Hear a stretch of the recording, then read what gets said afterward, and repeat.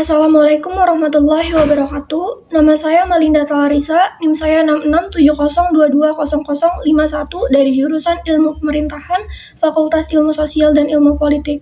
Di sini saya akan membahas tema mengenai demokrasi, yaitu bagaimana demokrasi mati dan bagaimana bahayanya demokrasi dari berbagai negara, termasuk Indonesia.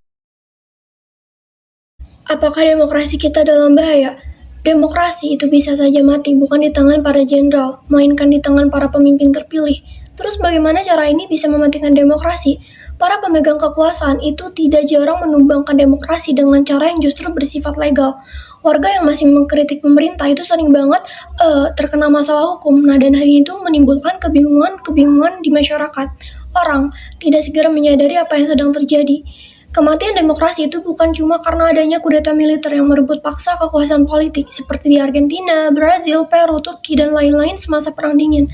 Ada dua dosen yang berasal dari Universitas Harvard, yaitu Stephen Levitsky dan Daniel Ziblatt, menjelaskan bahwa kematian demokrasi bisa bermula dari pemimpin politik hasil dari kontestasi demokrasi yang legal, contohnya pemilu. Kemudian pemimpin ini membajak demokrasi dengan kepemimpinan otoriter yang merupakan penyebabnya. Berdasarkan penjelasan tersebut, pasti muncul beberapa pertanyaan. Dari mana para demagog ini muncul? Itu yang pertama berasal dari lemahnya sistem seleksi partai politik. Karena sistem demokrasi itu memilih para pemimpin lewat jalur partai politik. Nah, dengan begitu yang terjadi adalah partai-partai politik ini itu tidak mempunyai sistem kaderisasi yang mapan. Nah, akhirnya itu menggunakan jalan singkat dengan menggait artis-artis yang bisa menarik perhatian dari masyarakat. Terus yang kedua itu ada populisme yang merupakan efek dari sosmed. Bisa dilihat dari pada masa kepemimpinan Donald Trump yang memiliki ide menghidupkan kembali konsep proteksionisme yang merupakan kebijakan yang dibuat dengan upaya pengendalian terhadap impor atau ekspor dengan jalan mengatasi berbagai hambatan perdagangan seperti tarif kuota. Nah, hal ini tuh mendapatkan respon yang besar dari masyarakat sana karena dengan medsos itu membuat ide-ide tersebut tersebar secara cepat. Dan yang ketiga, adanya polarisasi masyarakat. Nah, terjadi ketika masyarakat itu mengalami konflik yang begitu dalam. Oke, jadi di sini selanjutnya akan menjelaskan mengenai indeks demokrasi. Jadi yang pertama itu menurut Indeks Economist Intelligence Unit, indeks tersebut merupakan negara dengan demokrasi tertinggi di dunia pada tahun 2021. Bisa dilihat bahwa Indonesia itu tidak termasuk ke dalam 10 besar peringkat tersebut.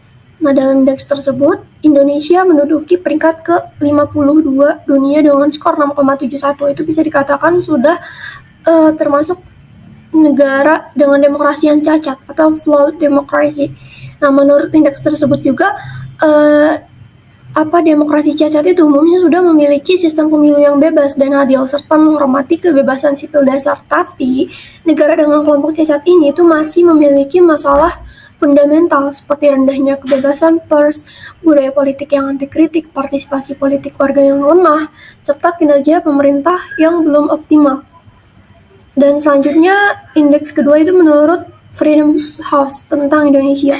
Indonesia itu mengalami penurunan rankingnya dari full free pada tahun 2013 di ujung pemerintahan Pak Susilo Bambang Yudhoyono hingga sekarang mengalami drop ranking dalam demokrasinya. Tren kemunduran demokrasi secara global juga itu memberikan dampak negatif pada kebebasan pers dan media, termasuk di Asia Tenggara. Skor indeks demokrasi di beberapa negara Asia Tenggara itu mengalami stagnasi dan cenderung menurun. Memilih 6 negara dari 11 negara di Asia Tenggara sebagai objek perbandingan, seperti Timor Leste, Indonesia, Filipina, Singapura, Malaysia, dan Thailand. Perbandingan dilakukan terhadap beberapa aspek kebebasan pers dan media di ke-6 negara yang dipilih menggunakan data survei yang diperoleh melalui Freedom House dan Reporters Sans Frontiers. Bagaimana demokrasi mati? Yang pertama itu menangkap wasit. Jadi semua lembaga yang dianggap sebagai pengawas bagi diri yang berkuasa itu kemudian akan dilumpuhkan dengan berbagai perangkap moralitas kayak dilakuin sama Fujimori di Peru. Ketika dia berkuasa, dia kemudian merekam video semua pejabat-pejabat negara, mulai dari kebiasaan-kebiasaan mereka seperti mendapatkan suap, skandal, semuanya dikumpulkan untuk dijadikan alat pemaksa bagi mereka untuk memenuhi segala keinginan pada saat itu.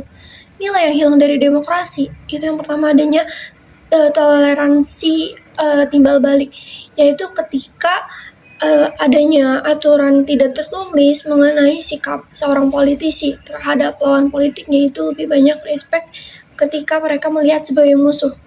Jadi ketika para politisi itu memperlihatkan adanya sikap permusuhan tanpa adanya respect sama sekali itu, maka nilai-nilai toleransi timbal balik sudah mulai menghilang, yang berarti gejala-gejala akan matinya demokrasi itu semakin terasa.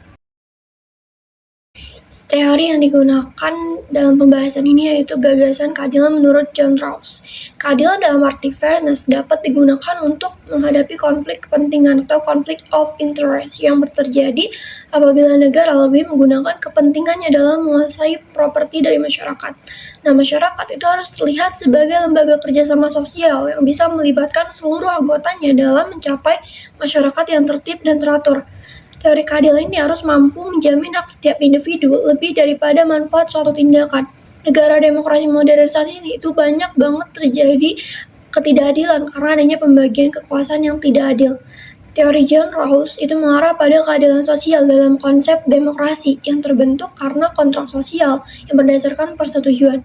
Keadilan berlaku itu nggak cuma bagi mereka yang cuma punya talenta dan kemampuan yang baik, yang berhak memperoleh manfaat sosial lebih banyak, tetapi keuntungan tersebut juga harus dapat dinikmati oleh orang-orang yang kurang beruntung dalam meningkatkan prospek hidupnya. Nah, dengan demikian, orang yang beruntung memiliki banyak kelebihan juga dapat menjadi sarana bagi orang yang kurang beruntung untuk menikmati hasil keberuntungannya. Oke, selanjutnya mengenai kelebihan dan kekurangan dari demokrasi itu sendiri. Demokrasi itu gaduh, tapi kenapa masih bertahan hingga saat ini dan dianut oleh banyak negara? Selain karena demokrasi itu memfasilitasi silang pendapat, demokrasi juga itu menjamin kebebasan untuk kita bisa berpendapat. Nah, demokrasi itu pasti bising. Demokrasi itu pasti berisikan dan ribut. Nah, dalam konteks koridor demokrasi yang prosedural, dengan keberisikan itu bagaimana sistem ini jadi banyak pilihan negara? Alasan utamanya yaitu negara yang sistem demokrasinya baik lebih mampu mempertahankan keamanan dan kemakmuran jangka panjang. Demokrasi juga itu dilihat sebagai alat pandang yang efektif dalam mewujudkan kesetaraan, mengurangi konflik, dan meningkatkan partisipasi publik.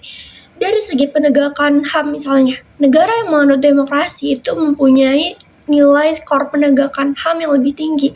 Warga di negara penganut demokrasi itu cenderung mempunyai angka harapan hidup yang tinggi. Setelah Perang Dingin, banyak banget negara yang pengen kebebasan dan kemakmuran, seperti yang halnya ini demokrasi. Nah, sejak akhir 1980-an, negara yang menganut demokrasi itu meningkat secara pesat. Sebaliknya, semakin banyak rezim autokrasi yang berjatuhan. Tetapi, bukan berarti demokrasi adalah sistem pemerintahan yang sempurna. Para kritikus demokrasi itu sering banget mempertanyakan nih soal apakah memberi hak pilih kepada warga atas persoalan yang mereka tidak kuasai adalah hal yang tepat. Nah, pertanyaan itu terasa relevan gitu ketika demokrasi menghasilkan pemimpin-pemimpin populis yang anti sains, juga para politikus yang menolak dikritik dan menampik kebebasan berpendapat.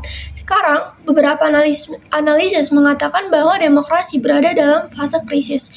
Ada beberapa alasan mengapa demokrasi itu dilanda krisis, yaitu mulai dari rendahnya kepercayaan terhadap pemerintah dan politikus, penurunan jumlah keanggotaan partai politik, hingga regulasi pemerintah itu yang dianggap tidak transparan, seperti yang dikatakan oleh Perdana Menteri Inggris yaitu Winston Churchill bahwa demokrasi adalah sistem pemerintahan paling buruk, tapi tidak ada yang lebih baik dari itu.